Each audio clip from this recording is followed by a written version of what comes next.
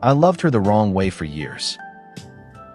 Every day, every evening, with everything I had, and yet it was wrong. I thought you show love by giving what you yourself would like to have.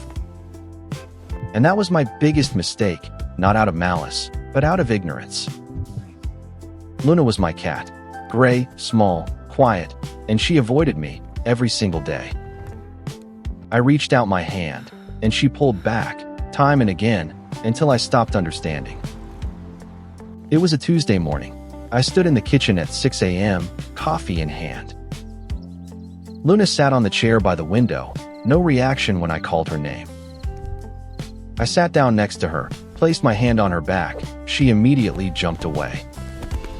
In that moment I thought, she doesn't love me. She doesn't want me to be there. But that wasn't the truth. It was merely the language I didn't understand. Today I'll tell you what I learned, what changed everything, truly everything. Because the way you love your cat might not be the way she receives love. And if that sounds like something you know, then this video is for you. I don't know how many people recognize themselves in Luna in this distance. In the cat who is there, but never seems fully there, despite all the love you give. Let me show you how to truly live each of the 5 love languages correctly. Not like a list of advice, but like a conversation you can carry forward. The first love language is touch, but most make a mistake here. They pet when they want a pet, not when the cat wants it. Luna's love language wasn't touch. I didn't know that for a long time. I pet her because I wanted to touch her, because it made me feel good. But Luna withdrew, not because she rejected me, but because she said, "Not now." The key to the love language of touch is not the petting itself. It is waiting for the signal, and then following when she comes to you. If your cat rubs against you, first, that is the beginning of the sentence. Then pet gently, where she shows you, forehead, chin, behind the ears first. Never on the belly, never at the base of the tail, without her explicitly guiding you there. If she turns and walks away, let her. No holding on, no reaching after. Petting by invitation is 100 times deeper than forced petting.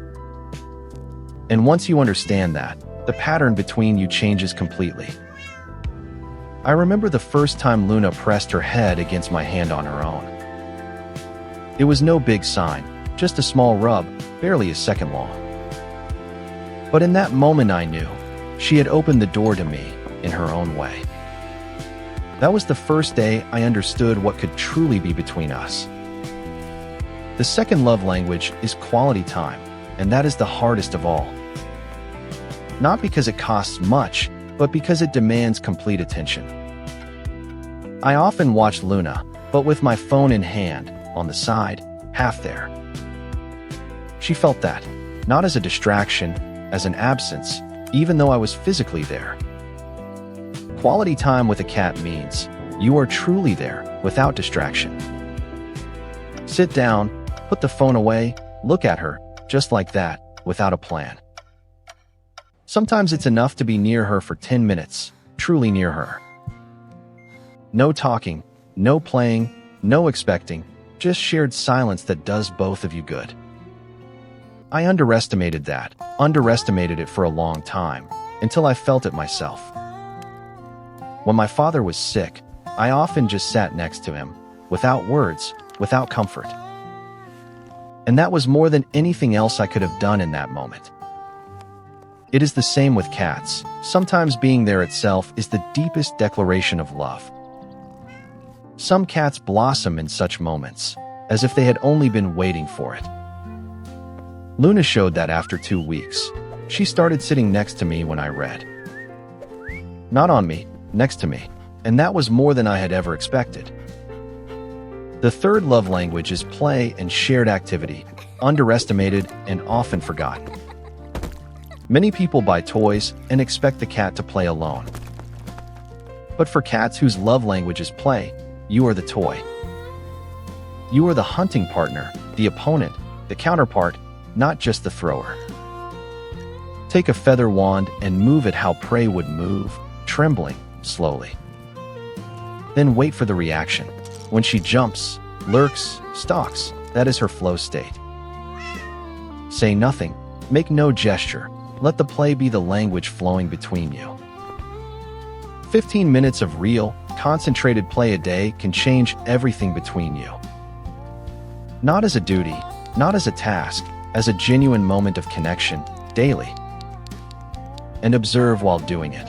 When does she become more alive? When does the hunting instinct break through? That is the moment she trusts you the most, when she completely forgets herself. Some cats prefer playing in the evening, when their energy naturally rises. Others play in the morning, right after waking up. That is their activation ritual. Find out when her time is, and then be there, in this time, truly present. The fourth love language is communication, and here the surprises are the biggest. Your cat doesn't hear the words, she hears the sound, the tone, the frequency of your voice. Talk to her, quietly, gently, without overwhelming her with questions. A study by the University of Sussex has shown cats react to a specific tone. Not to a commanding voice, not to a high-pitched baby voice, to a calm, middle tone. Say her name, wait a second, then a short phrase, and observe the response. Some cats answer with a short meow, a blink, an ear twitch. These are no random movements. These are answers to what you just said. Once you recognize this, a real dialogue begins, deepening and growing daily. The fifth love language is service, and that is the one most overlooked. Fresh water, always at the same time. A clean litter box, without exception. A quiet, safe retreat where she won't be disturbed when she needs it. That sounds banal, but for some cats, this is the highest form of love. Reliability is safety for them, and safety is the prerequisite for connection. Without this foundation, every other love language is built on sand, no matter how well met. Imagine coming home at the same time every day. That is a signal. She learns your rhythm. She expects you. She organizes her day around yours. That is not dependence. That is connection, built over time and predictability. And if you ever come later, she notices, and that shows you, I am in her life. And now I come to the moment that changed everything for me, with Luna. I had practiced for 3 weeks. No pushing, no holding on, no forcing. Instead, being there, silent, waiting, offering play when she wanted it. And then, on a Thursday evening, Luna came over to me on the sofa on her own. Not on my lap, side by side, her shoulder against my side. No meow, no trill, no sign, simply, I am sitting down next to you. That was her sentence. 3 weeks I had waited for this sentence, not knowing it would come. And in that moment, I understood what love in her own way truly means.